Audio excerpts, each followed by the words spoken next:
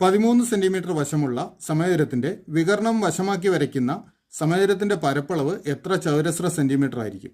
നമുക്കിവിടെ ഒരു സമചതുരത്തിന്റെ പരപ്പളവ് അഥവാ ഏരിയ കണ്ടുപിടിക്കണം. അത് കണ്ടുപിടിക്കണമെങ്കിൽ ആ സമചതുരത്തിന്റെ ഒരു വശത്തിന്റെ നീളം കിട്ടണം.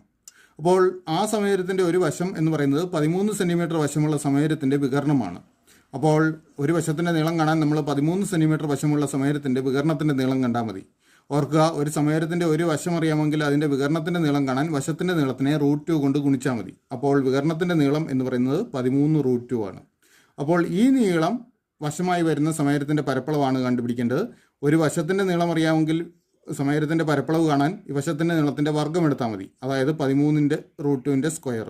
13√2 സ്ക്വയർ എന്ന് പറഞ്ഞാൽ 13 സ്ക്വയർ ഗുണം √2 സ്ക്വയർ. √2 സ്ക്വയർ 2. 13 സ്ക്വയർ 169. 169 ഗുണം 2 വരും, അതായത് 338. അപ്പോൾ നമുക്ക് വേണ്ട പരപ്പളവ് 338. ശരിയുത്തരം ഓപ്ഷൻ സി.